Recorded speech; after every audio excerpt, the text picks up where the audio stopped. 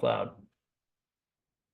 All right, everybody, good to have you back. I'm your host, Robbie T, and we are hitting on how to have a great conversational framework. But we have to pause for a second. We got to go back to our first lesson. If you missed it, reach out to us. We can get you the link. You missed out on some good stuff. But the big lessons that we hit on in our last lesson was simply this idea that in order to convert more opportunities, if you want to increase your lead conversion, frankly, if you just want to find more sales and create more opportunities out of your database, the reality is we have to make leads feel safe. And I love this adage that salespeople scare people, because I think it's so dang true. And I always like to take my real estate hat off and put myself in the shoes of the consumer. And it helps me realize and it helps me humble myself that, man, we trigger people. And the reality is that people, tying back to the first lesson, people are always afraid of two big things when it comes to salespeople. One is they're afraid of you selling them something that they didn't want. They're afraid of you. They're afraid of that pressure, excuse me, the manipulation. They're afraid of how you're going to judge or treat them. And then the second big thing that they're afraid of is they are, excuse me, Fargo coughs going on. They are afraid of mistiming the market. They're afraid of the marketplace and the variety of influences that impact the real estate game. So they're afraid about mistiming the market. Again, I'm not going to spend too much time on this. If you want to go learn a little bit more about that, how to make sure that people feel safe, and frankly, how to avoid making people feel triggered, go watch the first lesson. But secondly, today's lesson is all about how do you have a great conversational framework? And what it really comes down to, if you haven't picked up on it yet, man, I hate scripts. And I hate scripts for a couple reasons. One is I think we're too dependent on them and they make us sound unbelievably inauthentic and robotic. But the second big reason is scripts assume you're going into an environment that is constantly predictable. And what I've just found is that that's not real life. That every single lead, their story, their energy, and everything that goes along with them, and everyone is unpredictable and different. So scripts work in a very predictable, controlled environment. And the problem is that we're dealing with humans. And humans are the opposite of predictable sometimes. At mass, we can predict things, but on a one-to-one level, every story is different. And I think that's why I hate the idea of here's a script, go study it, read it, heck, even internalizing it. Don't get me wrong, there's some great questions that you can have, but rather what I want to teach you today is my conversational framework. And a framework really has a box, right? Like these are the things that we want to stay in. And I think I want to start here with the first phase of my conversational framework. And I want you to write this down. So there's going to be three main phases. We're only going to get through two of them today, but there's three main phrases or phases. Words are hard today.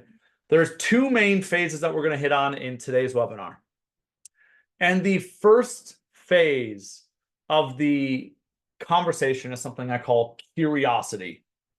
And it's really funny because the old school ABCs of sales, always be closing, I think it's been replaced with always be curious, connecting, and collaborating. And if you can tell, those are the three phases of your conversations. And phase one is curiosity. Well, Rob, what the heck does that mean? Well, it means one big thing. The whole point of the curiosity phase is to simply vet the opportunity. What you want to be asking is there an opportunity to help serve this person when it comes to their real estate needs? So in the first 3-ish minutes, so if you want to write down a time frame, it's 0 to 3 minutes. In the first 3 minutes of my conversation that I would have with the lead, I'm trying to vet consistently, is there an opportunity for me to help them? Now, there's 4 subcategories that break into this curiosity phase that I'd want you to write down. The first that we're going to dive into is motivation. Again, write it down. Motivation. What I'm trying to get at here is I'm trying to sense from a lead, is there an actual motivation that's going to motivate somebody to go and make a move? During times like this where interest rates are a little bit higher, a lot of people are gridlocked, meaning that they might have an interest rate on their home at 2.5, 3, 3.5%. And rates today are 6, 6.5, 7-ish. What we have to realize is if somebody isn't motivated, they ain't moving. And in the first part of this conversation, what I'm simply trying to understand is the motivation they're telling me big enough? Is it a lever that is big enough to get somebody to take action despite the market not maybe being the best for them? Now, of course, there's pros and cons in buying in all markets. Very frankly, there's probably some pros today of buying compared to what it was, at the height of the crazy market when rates were sub 3%. Don't get me wrong. But in most people's minds, rates are more difficult. It's more painful. What I'm trying to get at is in the first part of this curiosity phase, I'm trying to establish, is there a big motivation or not? And I think if we're going to summarize it, it's what the heck are they running towards? Or what are they running from? Or a combination of both. And we'll talk about this a little bit more on how you can clarify that. But what I'm trying to get at is in the first 3 minutes of a conversation, I'm trying to understand, man, is there a motivation that is more likely than not going to motivate somebody to actually do something, get off the fence? So that is the first part of the curiosity phase. The second part is something that I call capability. Capability. A lot of people talk about somebody's ability to go and purchase. I like to be a little more holistic and talk about their capability, and you'll understand why. Within capability, we have some subcategories that I'd write down. Number 1 is, man, are they pre-approved or not? I think a lot of us, that's one of the big things that we're consistently trying to identify is, are they pre-approved or not? Now, if you just ask people, hey, are you pre-approved? That's using real estate lingo. You're going to push people away. It's going to drive them nuts. So I'm going to ask questions like, help me understand how you plan on paying for the home. Are you paying cash or are you planning on taking out a loan? And then oftentimes by doing something like that, they're going to bring up whether they're pre-approved. And again, it's a worthwhile thing to be thinking about. But very frankly, there's a lot of pre-approved people that maybe aren't that great of opportunities. And also, there's a lot of people that aren't pre-approved yet that haven't done any of those things that are really great opportunities. So again, I'm looking at the intersection of these four things. Number 1 was pre-approval. The second thing that I'm constantly thinking about when it comes to somebody's capability to make a move is their occupation. What do they do for work? And the reality is some people just don't have a job. Some people started a business 6 months ago and they can't get a loan because the banks aren't willing to take a risk on them. Some people are high income earners and can go and purchase a home, a doctor, for example, or a wealthy business owner. My point behind this is not to judge people or make, judgments and say somebody's better or worse, but I'm constantly thinking about is what is the realistic chance that somebody's going to be able to make a move or not? And we'll talk about, by the way, in a little bit, what do we do when there's some red flags? We'll get to that a little bit later. In these first 3 minutes, I've now established, I'm starting to ask about motivation. Again, we'll give you some questions on that later. I'm then thinking about capability. First part of it really comes down to, are they pre-approved or had they had any conversation with lenders yet? Secondly, what do they do for work? Third big thing is, what are their current assets? Here's a really good example. If somebody owns a home already, the chance of them being able to make a move are a heck of a lot easier than, a first-time buyer. So I'm willing to maybe take a little more risk or set an appointment with less of a hurdle if somebody also owns a home already. Other things that you can ask to establish assets is, Do you have some money saved up for a home? Questions like this can help you understand, does this person have the capability or not? A really good example again is there's some people out there that want to buy a home. They're signing up on your website simply because rent is too dang high, and they get frustrated. They think about buying a home. They're currently unemployed. They have no money saved up for a down payment. And the reality is we probably aren't going to be able to help them much, and we're going to have to do something else to help them. Again, we'll talk about that later.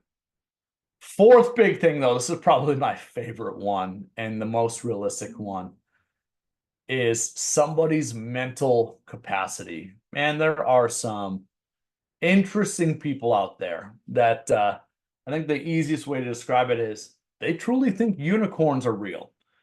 And what I have learned is that in this game, I might speak truth about unicorns not being real, and then I'll give them options about how they can maybe address that. But the reality, y'all, is that if somebody's just frankly crazy, if they're, for me, like I have a very clear line of if you are racist or homophobic, like you get to draw your line. If you're doing things and saying extremely offensive things, I ain't down. For me, that's something where the capability is going to become a little more nerve-wracking for me. But what it really comes down to is there's also some people that frankly just don't have the mental capacity to go and purchase. They're a little crazy, or they have unrealistic ideas in their mind about what they can actually go and do. So let's put a bow on all this. The second part of the first phase of the conversation, we're looking at, are they pre-approved? What do they do for work? What are their current assets? And are they sane or are they insane? And what I'm trying to look at is I'm trying to find opportunities where people are checking all the boxes and looking good in these areas. Again, if there's a red flag, it doesn't mean that I just judge the heck out of them, push them to the curb. What it oftentimes means is I'm going to have to maybe find a different way to help them. But let's get to the third part now of the first phase of the conversation, the third part. So the first was motivation, second was capability. Third now is agency. And what I'm trying to establish is, does this person already have some type of representation? And this is becoming more and more of a big deal, of course, with the NAR changes, more people signing agency agreements.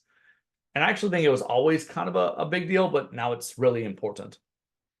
One of the ways I can find out about somebody's agency is I'll ask questions like, hey, have you been getting help anywhere else? Has somebody been helping you throughout the process? And by asking that type of question, they'll either say yes or no. And then if they say yes, I do this crazy thing, and this is how I've always handled the I have an agent type objection. I always start by simply asking the question, oh, cool. By the way, who are you working with? Or who was it that showed you a few homes? And what I found is that if they can't instantly tell you who they're working with or who had helped them, that person probably doesn't have much mind share, and it's really not actually their agent. And I'm going to proceed much differently depending on how they respond to that type of question. Really what I'm getting at here again is in the first few minutes of a conversation, I'm trying to find out, are they motivated? Do they have the capability? And man, do they already have help or not?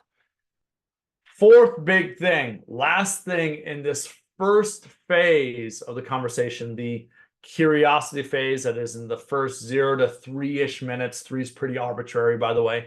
But in the first phase of the conversation, the fourth and final thing that I'm constantly thinking about is timeline. Timeline, of course, is this idea of, man, when do they want to do something? And if somebody's wanting to do something in the near future, the next 3-ish, maybe 6 months, depending on how busy I am, I'm probably going to put more time and energy into that conversation compared to somebody that wants to wait 2-3 years. Now, I need to be very clear about this. Just because somebody tells you they're going to wait 2 years right off the cuff, or they're going to wait a year, or that they're going to buy this upcoming winter, or they're going to buy next spring, You can't take their first answer at face value. I would write this down. You cannot take their initial answer at face value. We always have to clarify it. Now, there's a couple different ways we can do this. I think 3 big things. Number 1 is we can ask, tell me more. Okay, so when you're saying you want to make a move this spring, tell me a little bit more about that. And what we're trying to identify when they bring up timeline is we're trying to get them to provide some context behind why that time frame makes sense. Oftentimes what you'll realize is they were just saying it because it sounded good in their mind. There's really no justification for it. So that's the first thing. We ask, tell me more. The second big thing that I'll do is I'll ask for clarity. So I'll say something like, got it. So I know you want to make a move next spring. Does that mean you want to be all moved in the beginning of spring, or do you want to be done with the process when it's spring? Because that right there is a 3-ish month window, right? Beginning of the process versus the end of the process, roughly 45, 60, 90 days, depending on your market. Heck, really look at different cycles. I would generally say most buyers, from the moment they actually really get active to when they're closing on their house, I would generally say call it 90 days to be safe. The point, though, is that when you ask a clarifying question like that, they may have said season, and you thought that it meant they were going to buy a home end of spring, and they really actually meant they wanted to be done completely with the process by spring, which really means they probably need to be doing something end of this year or early part of that year. The point is we're asking a clarifying question. The third big thing, though, that you can do to help clarify timeline is challenge it. And I'll save that because we're going to share top 10 questions at the very end. The top 10 questions you should be asking in every single call. We'll be sharing that, and that's one of them. So how do you challenge somebody's timeline? It's going to be one of the questions that we'll share in the top 10. All right, so let's pause for a second. Conversational framework, right? It's going to have 3 distinct phases. First phase is curiosity. The whole point of curiosity is to vet, man, is there an opportunity to help or not? There's 4 big things we're thinking about: motivation, capability, agency, so are they getting help, and then timeline. If someone at any given point is not meeting those pieces of criteria, it's a red flag that I'm going to mentally note. I'm not going to maybe end the conversation quite yet unless it's very egregious, like I don't have a job, I have no assets, I want to buy a house. Okay, well, that's kind of probably not going to happen. So I'm going to ask some more questions, like, okay, well, how are you going to pay for it? And then if they say, well, I'm waiting on a settlement, oh man, lots of problems there. If there's just kind of some minor or even some major red flags that aren't like deal breakers, I'm going to proceed into the second part of the conversation. So I'm mentally noting them. I'm going to literally write in my notes like, all right, capacity, question mark. Does somebody have the assets, question mark? I'm writing that in my notes. But let's move now into the second part of the conversation. In the first part, we're vetting it, and we're like, man, is this green light, yellow light, or massive red light? If it's yellow or green light, I want to move into the next part of the conversation. The next part of the conversation is called the connection phase. I would like all of you to write down that this is also the danger zone. And let me tell you a little story about this. We went and analyzed the data on the correlation of our conversations in length to their chances of showing up for an appointment, converting into a contract, and actually closing with our team. And there was a really interesting relationship. What we found is that if we set appointments and the conversation lasted less than 10 total minutes when we were on the phone with the lead, that conversation would close at less than half the rate of the conversations that lasted at least 10 minutes long. Hence me calling it the danger zone. If you are setting an appointment in this 3 to 10 minute phase, if you're already transitioning into trying to turn it into an appointment, what it really comes down to is it's akin to a doctor who's just trying to prescribe an antibiotic for a broken arm. Like, it's trying to trying to solve the problem without properly diagnosing what the hell is the issue. We in real estate do the same thing consistently. We find out, man, somebody wants to potentially make a move. We got some green lights. Let's offer a solution to their problem. And little did you know that you didn't understand the problem. Therefore, you weren't actually solving their problem.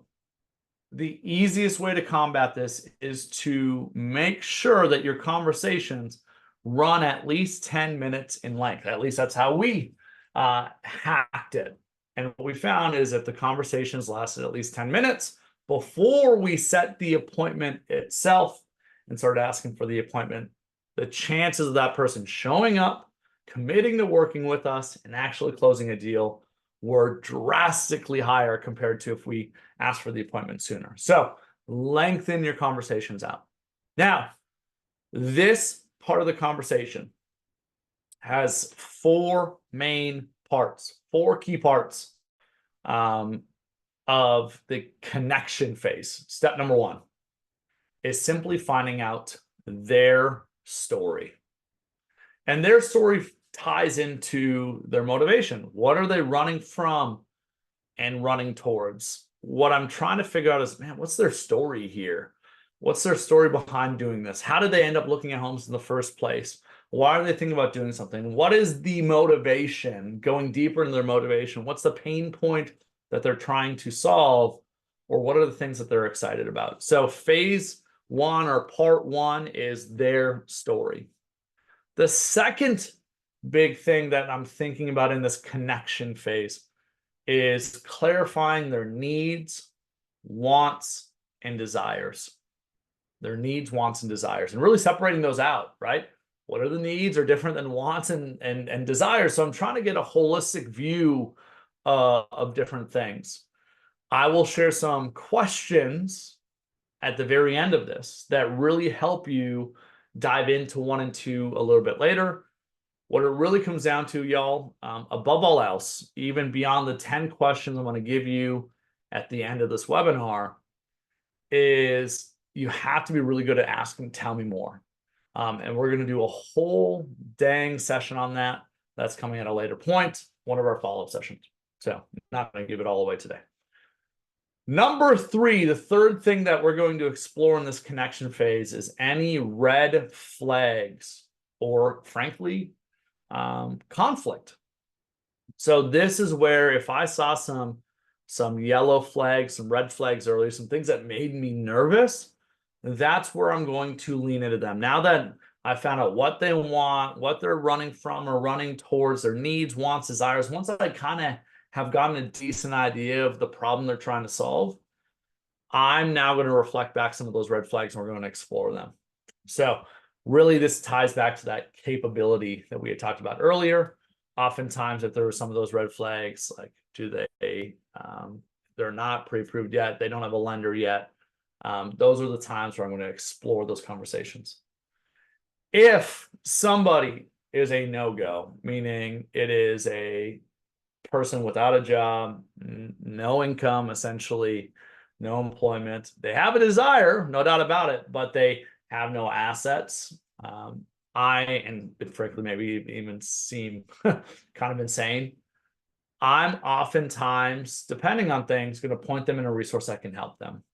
And what I've seen a lot of people do in this scenario is they go put people on a safe search and move on.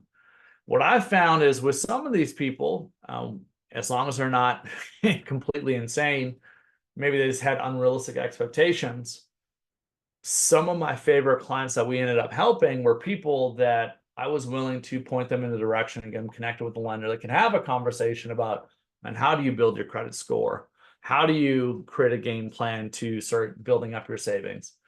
And pointing them in the right direction of a resource. There's also a lot of, well, at least there were in Fargo, there were some really great financial assistance services that would help with budgeting and things like that, that were really geared around the path of homeownership. For us, it was this place called The Village. It's probably something different in your local area, but there's a lot of programs like that. My point behind this is, man, even if somebody can't do something, I'm not writing them off. What I'm trying to do is I'm trying to point them in the direction of a resource that can help.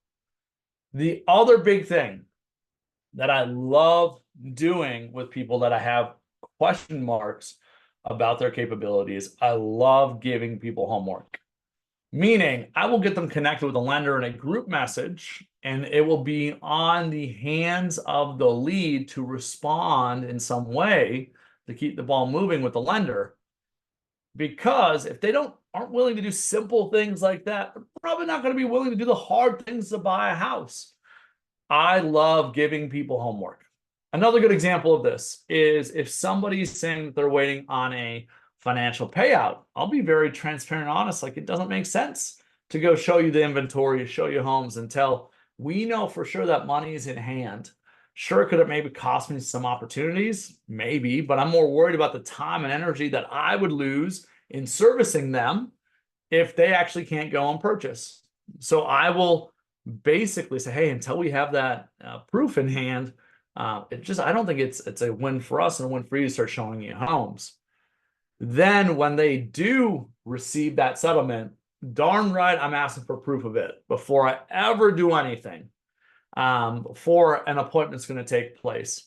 Simply because if they can't send me a screenshot, I don't know, the bank account or something showing it, they probably didn't have the resources to begin with. So again, red flags, I'm going to point them in the direction of a resource that can help if that's what makes the most sense. I'm also going to oftentimes give people homework, give them a hurdle to jump over, because if they're not willing to jump a little bit, they're probably never going to buy a home in the first place. Number fourth part of this conversation is I love talking about experience. And there's two big things that I'm consistently thinking about when it comes to the experience. Number one is what was their past experience like in real estate? So if they've bought and sold before, I want to hear about that past experience. I'm going to hear about what they liked, what they didn't like. The second big thing, though, that I'm going to dive into is what is their desired experience? And again, one of the questions that we're going to talk about in these top 10 questions are going to get directly to that. I'm going to save that for a minute. So let's break this down. Again, just pausing for a moment. First phase of the conversation, curiosity. It's the vetting phase where we're trying to identify, man, is there an opportunity to help them? If not, if there's a major red flag, red light, I'm not going to continue the conversation. I'll point them in the direction of a resource that could potentially help if the red flags are big enough, and I might give them some homework. And frankly, sometimes you have to get off the phone with some crazies. Let's just throw that out there as well. The second part of the conversation is all about building a connection. This is where Tell Me More comes into play. We're digging into their story, their needs, wants, desires. We'll dig in some more of those red flags if we need to, some conflict, and then we want to find out about their experience. The big lesson here again is we oftentimes don't spend enough time in problem identification, and we transition too quickly to problem solutions. More time problem identification makes solving the problem so much easier, but it's so easy to just ask for an appointment. And that's not necessarily a bad thing, because you can maybe fix that a little bit later, but you'll probably actually be able to set a far better appointment if you spend a little bit more time talking on the phone, finding out some more details. It's going to increase the chances they actually show up and increase the chances they're going to work with you and ultimately end up buying a home.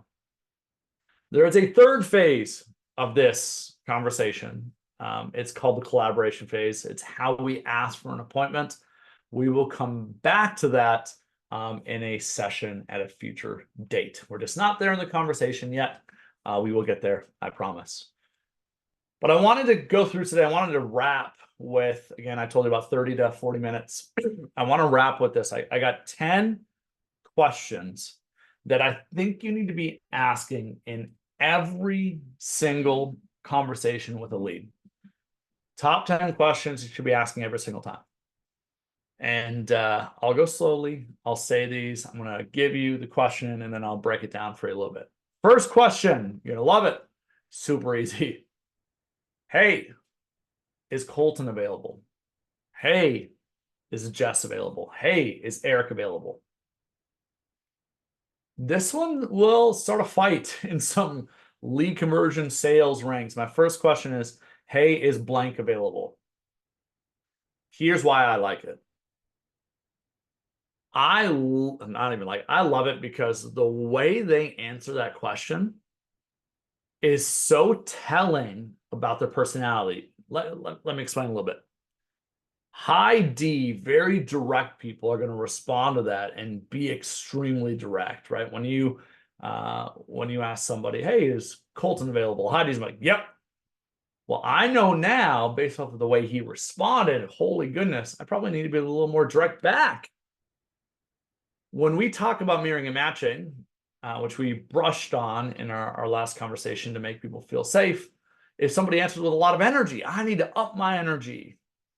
It's an opening question that kind of establishes what I'd call a baseline, depending on how they answer that question. And of course, mirroring and matching means literally matching and fluctuating throughout the whole darn conversation.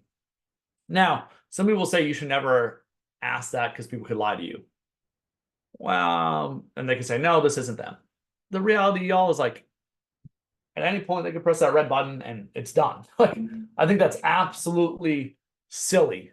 I think the other win behind it, by the way, is our name, when it's not used in a threatening way, is oftentimes the sweetest word in our vocabulary.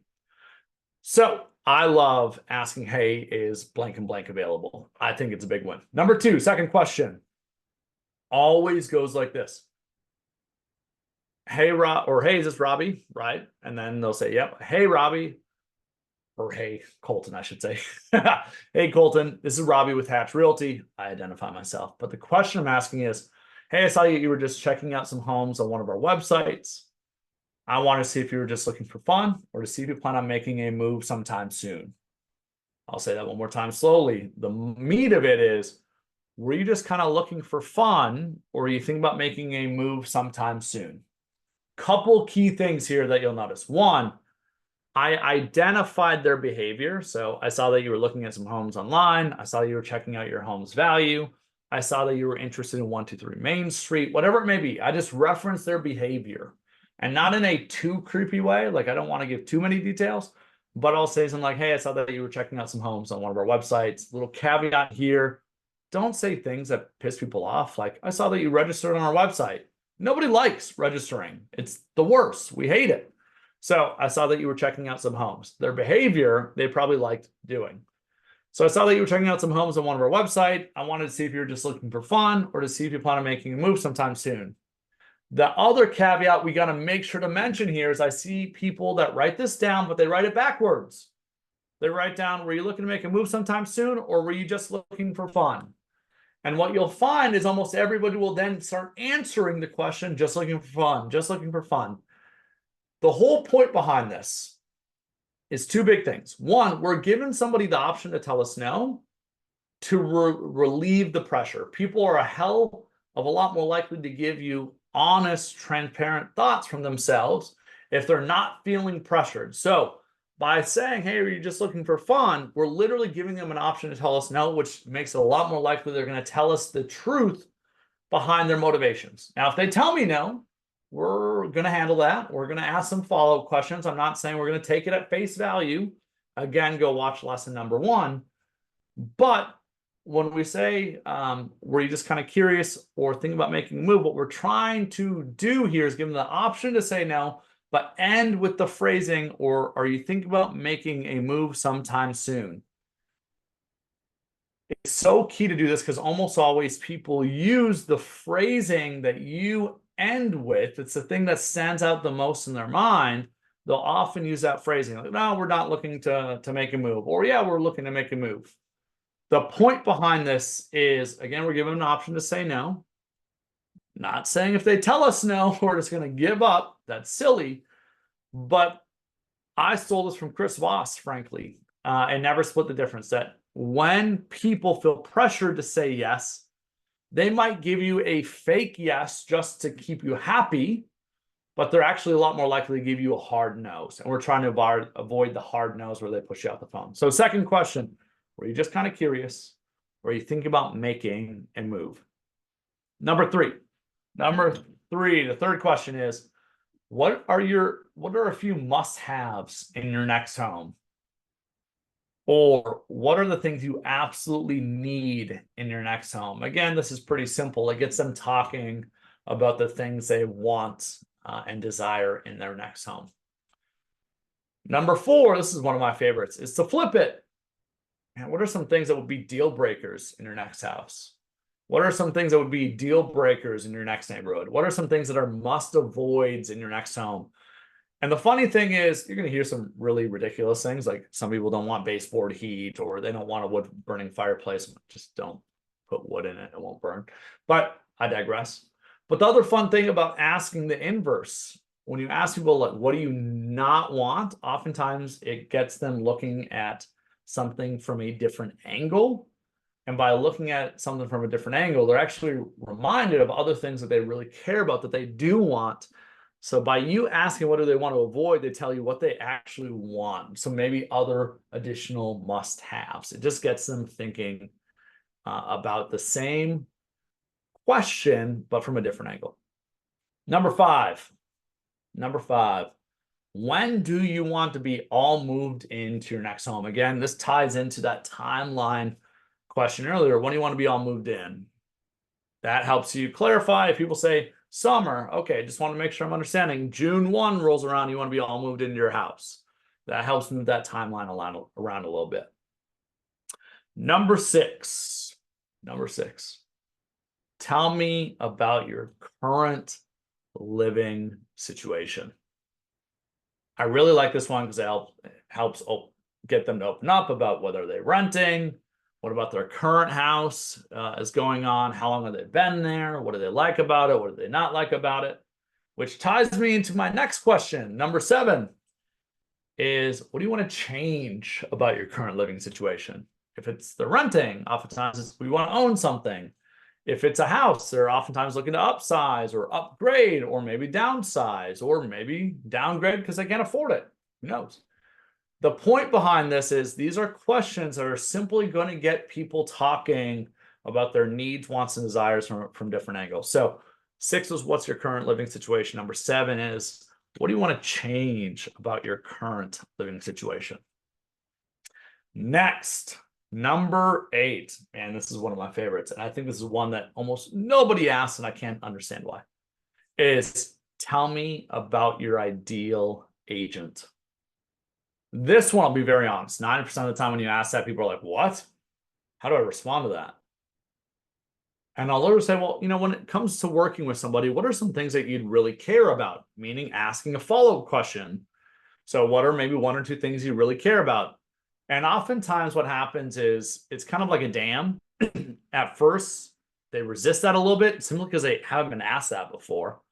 But then they tell you some things. Like for some people, they'll tell you like, oh, I need to work with somebody who's faith-based. Or they'll say, I need somebody who has a lot of integrity and courage. In one of my conversations, I did a whole TED talk about this. I asked this question and the lady said, I do not want to work with your top salesperson. The whole point, of course, behind asking this question is it gets somebody talking about their desired expectations. And what's great about finding out their expectations is sometimes you'll realize like you're never going to meet them.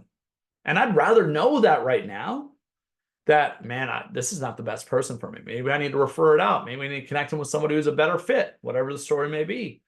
Or you learn, holy, this is how I need to show up to make sure this person feels valued throughout this whole process. It is far better to get them talking about expectations right now. That way you're not, a month and a half into this and they have all these expectations in their mind, they never communicated it. So you're consistently falling short. What I love about asking, tell me about your ideal agent, is it's the beginning of them talking about some of their expectations. And if you want to just simply ask, what are some of your expectations of an agent throughout this process? That's another way to go and do it as well. Number nine. This is another one of my favorite questions. is asking who's all impacted by this move. Oftentimes, they bring up the spouse, they'll bring up the kids, they'll bring up the dogs. Oftentimes, though, you actually start to hear about how the neighbors are going to be really sad that they're moving, or how them moving from North Dakota down to Florida is going to break the heart of their mother-in-law. The point behind this is asking who's all impacted by this move. It gets somebody talking about the people in their life and how they're impacted. Maybe people that are literally, I guess you could say, stakeholders who have a say about what they purchase or not. And then you also find out about maybe who are some people that are going to be impacted by the move itself. Okay, so number 9, who's all impacted by this move? And then number 10, the last question. I call it a challenging question. Here's how I'd ask it. It often times sounds like this. Hey, I know you want to make a move January 1 of 2025. That's when you want to be starting your process of looking for a home. But let's say the ideal home came on the market, I don't know, maybe next month, sometime in November of this year. Is that something you'd be interested in, or would you pass on that opportunity? By asking a challenging question like this, so again, the phrasing there is, hey, I know that you wanted X, but would you consider Y? What happens here is oftentimes they'll either double down like, no, gosh, I'm so busy, I ain't doing anything until early part of 2025. Or they'll say, well, I maybe want to go take a peek at it. So they either break or reinforce what they've already told you. So they breaks, and they're like, oh, yeah, well, and maybe consider sometime this month. I'd at least want to see it. If somebody would want to see it, they'd buy it. Let's just be very clear about it. The second thing, though, is sometimes they'll justify the time frame they gave you initially. So again, a challenging question is, here's what I'm hearing is X, but would you consider Y? Challenging isn't telling somebody you should do something. That's pressuring, that's manipulation. We're not here, I'm not down for it. Challenging is asking them, hey, look at this from a different angle. What do you think? So let's pause for a minute. The whole point of these first 2 phases is to elongate our conversations. The point of elongating the conversation is to make sure we're seeing a little more clearly, is there actually an opportunity here to help somebody? And if not, point them in the right direction or move on. The reality is sometimes, friends, and I just got to say it, shoot it straight. If you can't help, you do one of 2 things. Either point them in the direction of a resource, or sometimes you just got to say next. That's it. The whole point of these initial part of these conversations is to identify, man, what is the needs, wants, and desires? What is the problems that this person is trying to solve? And then at some point, you're able to reflect a lot of that back. You're able to leverage it and reframe it so you can ask for an appointment. You can literally lay out, hey, here's the next steps on how we can solve your appointment. But I'm going to leave a hook, right? That's a hook for some of our future sessions. Such a pleasure for having you all today. Make sure you keep tuning in. Again, this is our second part of a 9-part series that is all about lead conversion. And we're going to talk about the third phase of the conversation, collaboration, at a later point. We're going to talk about tell me more in one of the follow-up lessons, which really helps you dig in deeper. We'll be sharing some better ways to be asking tell me more. Make sure you stick around. You're not going to want to miss out. If you ever need anything, again, I'm your host, Robbie T. Such a pleasure having you today. If you have any questions, reach out to me one of 2 ways. You can email me at robbyt, ROBBYT, at hatchcoaching.com, or reach out to me directly on Instagram at real Robbie T, REAL ROBBYT. Much love, y'all. Get out there, ask more questions, dig deeper. Promise you, it'll help you convert more opportunities. Peace.